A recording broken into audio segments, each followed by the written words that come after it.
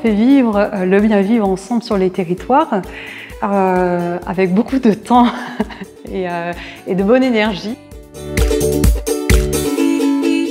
Généralement, il faut bien admettre que ça a été généralement quand même plutôt des gens qui étaient convaincus, qui ont porté sur le long cours ce type de démarche. Nous avons travaillé pendant les années 2020-2021, c'est-à-dire le début du mandat, à un projet de territoire. En fait, c'est plutôt une stratégie de territoire dont le titre est « Vivre ensemble en clunisois dans le monde d'après » et qui est à la fois une sorte de programme d'action sur les années du mandat, mais qui est aussi une projection sur le moyen ou le long terme. Comme le font la grande majorité, voire je pense presque la totalité des centres sociaux, nous bâtissons notre projet associatif qui s'appelle Projet Social sur la réalisation d'un diagnostic de territoire. Dans notre structure, le bien vivre ensemble est plus que notre cœur de métier. C'est vraiment ce que l'on aborde au quotidien et dans tous nos espaces, qu'on ait une approche publique ou qu'on ait une approche davantage sur un sujet spécifique. Une définition que je pense qui serait éminemment collective, c'est-à-dire qui considérait de manière encastrée la personne, qui ne considérait pas que l'être humain est indépendant, que ce soit des autres êtres humains ou que ce soit des institutions sociales ou que ce soit de la nature, mais ce serait justement de dire ce qui fait bien vivre, c'est forcément quelque chose qui est commun et au sens le plus large du terme. Après, j'aurais tendance à décliner des composantes qui peuvent être associées au bien vivre ensemble, que sont le temps et le rythme de vie, la santé, le rapport à la nature, la justice sociale, l'engagement, l'entraide, les rapports de proximité, le fait aussi, bien évidemment, d'avoir le nécessaire de base pour vivre. Le bien vivre ensemble, c'est être en capacité pour des individus dans toute leur diversité de partager harmonieusement un espace de vie. Et en fait, chaque mot a son importance. C'est-à-dire que pour moi, il n'y a pas de hasard dans chacun des mots qui est utilisé. C'est une interaction entre des individus, entre des individus et des collectifs, entre des collectifs et entre des collectifs et des individus. Si on est dans le mur aujourd'hui, c'est que le modèle de développement qu'on nous a proposé jusqu'à présent était un modèle très individuel et très consumériste. Et on s'aperçoit qu'on est dans le mur et que c'est souvent par des solutions beaucoup plus collectives qu'on arrive à trouver des solutions.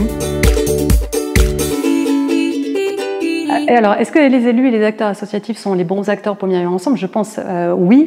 Après, je pense que ça demande effectivement qu'il y ait quand même une implication assez forte, enfin un vrai engagement politique, c'est-à-dire de soutenir ces projets-là, et une implication assez forte des services, mais aussi des différents services. C'est-à-dire qu'il n'y a pas qu'un service qui se retrouve tout seul sur ces questions-là, et qu'il y ait une acculturation en fait des techniciens à cette démarche-là, des techniciens, des élus, ne pas vouloir aller trop vite non plus. Je pense qu'il faut être modeste dans certains cas. Là, c'est la première fois qu'on fait, disons, explicitement un projet de territoire, mais, disons, les intuitions, les valeurs habitaient déjà les habitants du territoire et leurs élus déjà depuis un certain temps. Mais par contre, ça nous a permis d'accélérer, de renforcer, alors notamment tout ce qui est transversalité, c'est-à-dire que le bureau intercommunal, il y a un président et 14 vice-présidentes et vice-présidents. Et là, on travaille en équipe, en transversalité en permanence. La même chose du coup pour les services, les chargés de mission dans les différents domaines. Ce qu'il y a de certain, c'est que le fait de se fixer des objectifs dans tous ces domaines nous a amené à renforcer, oui, ce qu'on appelle l'ingénierie territoriale. Les chargés de mission au sens de l'ingénierie territoriale, aujourd'hui, pour notre petite communauté de 14 000 habitants, on doit avoir une vingtaine de personnes. Alors, en termes de moyens, on a la nécessité de partager une compétence qu'on aura tous, c'est-à-dire d'être aguerri à l'écoute active. Donc, être en mesure d'écouter tout le monde et partout. Alors, ça ne suffit pas, mais ça permet déjà au moins l'émergence.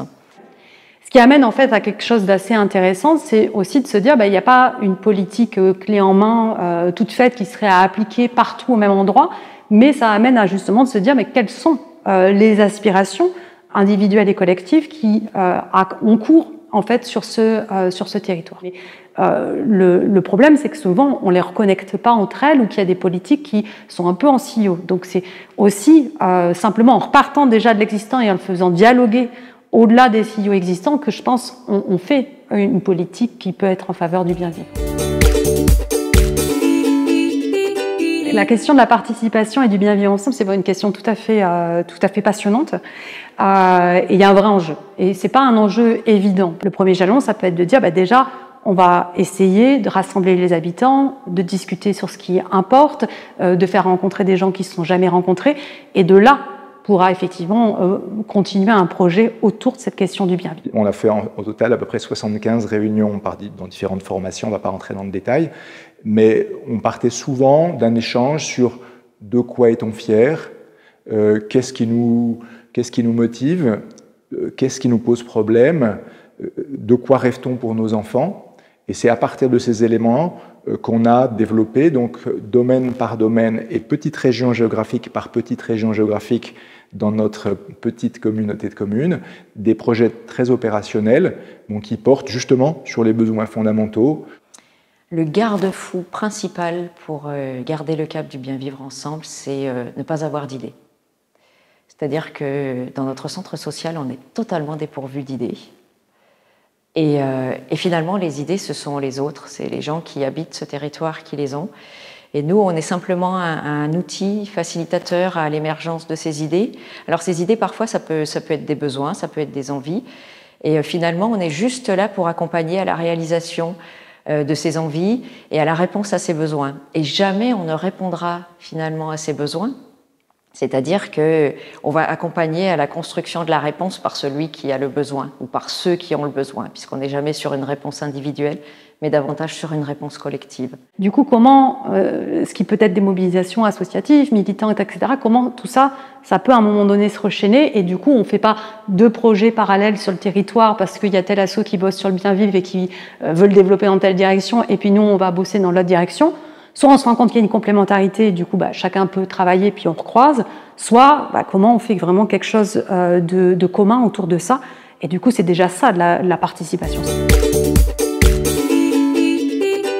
À quel niveau il faut penser le commun, c'est loin d'être évident et de manière un peu modeste on part aujourd'hui souvent de démarches qui peuvent être un peu locales mais où on voit bien qu'on peut passer à côté d'enjeux qui sont pourtant tout à fait essentiels aujourd'hui. C'est-à-dire que le fait qu'un territoire local, par exemple, se porte bien sur ces indicateurs socio-environnementaux, ça ne veut pas dire que, par ailleurs, il ne participe pas de niveau de pollution ou de l'exploitation de population de manière extrêmement importante. On s'est dit, notre territoire n'est pas derrière un rideau de fer, hein, on est totalement perméable et nos habitants, certes ils habitent en Clunisois, mais des fois ils vont se soigner ailleurs, ils vont travailler ailleurs, ils vont étudier ailleurs, etc.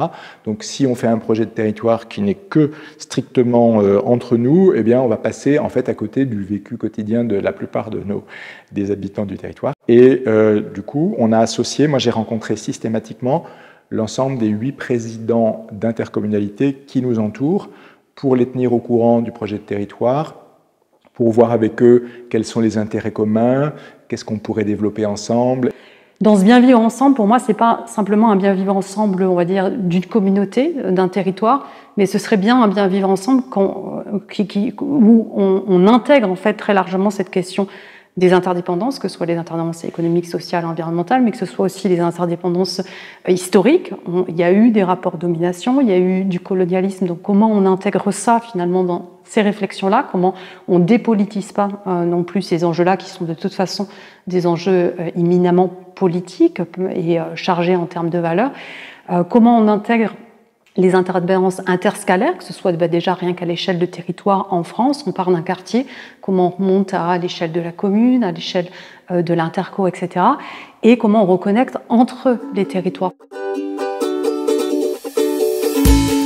Le bien vivre, ce serait jamais quelque chose qui se résume à la satisfaction subjective, mais ce serait plutôt une forme de dynamique collective qui permet de pourvoir de manière synergique en fait aux différents besoins des populations sur les territoires et au sens plein du terme, c'est-à-dire sur les territoires que ce soit ici mais aussi en lien avec ailleurs.